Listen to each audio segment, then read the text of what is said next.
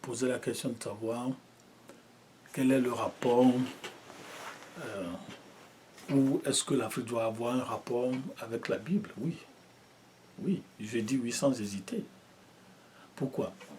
Genèse 1, verset 1 nous dit, au commencement, Dieu créa le ciel et la terre.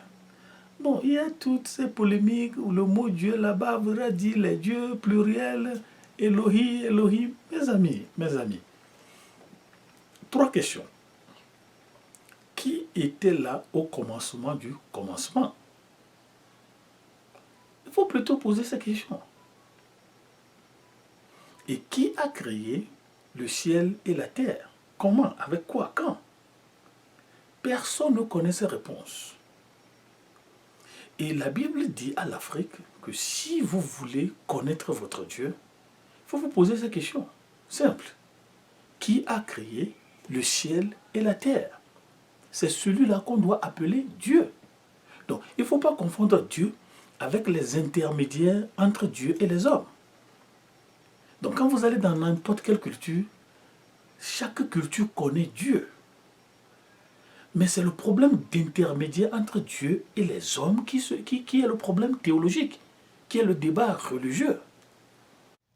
Et donc, quand la Bible dit au commencement, Dieu créa le ciel et la terre, mais l'Afrique doit alors répondre à une question. Qui est-ce que nous voulons appeler le Dieu de l'Afrique? Ou les dieux de l'Afrique? Ça, c'est une thématique que le sommet des chefs d'État de l'Afrique, l'Union africaine, doit répondre. Pourquoi? La question là est importante. La religion est le père du leadership. La manière dont vous dirigez les gens dépend de votre religion. La manière dont vous dirigez les gens dépend de la conception, la valeur, la compréhension de l'essence même et de la quintessence même de l'être humain. Ça vient de la religion. Bon, l'Union africaine doit répondre à cette question. Par exemple, lorsque nous allons dans l'encyclopédie des déesses et des héroïnes, si nous prenons seulement le panthéon égyptien, le panthéon égyptien seul a 130 dieux. Quand vous allez à la page 4, 5, 6, le panthéon de l'Afrique, nous avons 192 dieux. Mais comment voulez-vous qu'il y ait une unité en Afrique? Comment voulez-vous que nous pensions de la même chose, nous agissions de la même chose?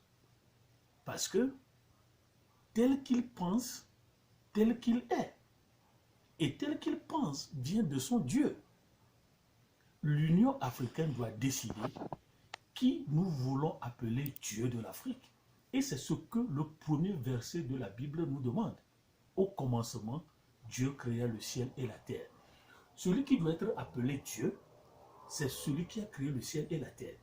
Tout ce que nous venons de dire là, 130 panthéons et 192 dieux africains, ce sont des intermédiaires, ils ne sont pas des dieux. On peut avoir des noms de dieux dans ces panthéons, mais ils ne sont pas dieux. N'oubliez pas, le leadership est le fils de la religion. Le Dieu en lequel vous croyez détermine la manière dont vous dirigez vos populations. Est-ce que ce n'est pas Mahomet? Est-ce que ce n'est pas Jésus? Est-ce que ce n'est pas les vaudous? Est-ce que ce n'est pas les esprits, les ancêtres? Donc, le problème théologique du monde, c'est qu'est-ce qui est justifié à être intermédiaire entre Dieu et les hommes? Première question, qui est-ce que nous appelons Dieu? Est-ce que c'est lui qui a créé le ciel et la terre? Est-ce qu'il était là au commencement du commencement? Et c'est pourquoi le Paul Sédar Senghor pouvait dire au commencement était la grammaire. Deuxième question, est-ce que c'est l'intermédiaire entre Dieu et les hommes que vous appelez Dieu? Non, ils ne sont pas des intermédiaires, ils ne sont pas des dieux. Les intermédiaires entre Dieu et les hommes ne sont pas des dieux. Mais ce qui pose la problématique de l'évidence de la nécessité d'avoir un intermédiaire entre Dieu et les hommes. Chaque culture, chaque religion, c'est ça. Qui doit avoir un intermédiaire entre Dieu et les hommes. Pourquoi? Pourquoi? C'est la raison pour laquelle nous faisons des sacrifices. C'est la raison pour laquelle nous versons du sang. Quelque part dans chaque culture, on comprend que sans effusion de sang, il n'y aura pas de rémission de péché. Sans effusion de sang, notre intermédiarité avec Dieu ne peut pas exister. Et la Bible dit, est-ce que le sang des agneaux et des boucs, des veaux, sont qualifiés à justifier, à établir, à solidifier, à pérenniser l'intermédiarité entre Dieu et les hommes? La Bible dit non. C'est Dieu lui-même, seul, qui peut établir, rassurer, assurer, solidifier l'intermédiarité entre nous et lui-même.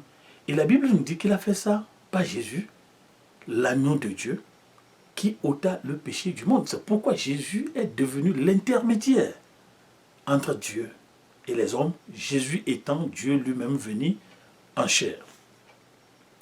Vous n'êtes pas d'accord? Faites vos recherches. Vous n'êtes pas d'accord?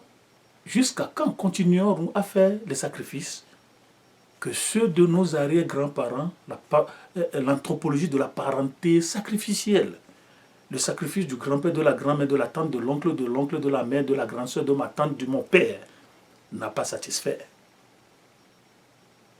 Faites vos recherches et au revoir.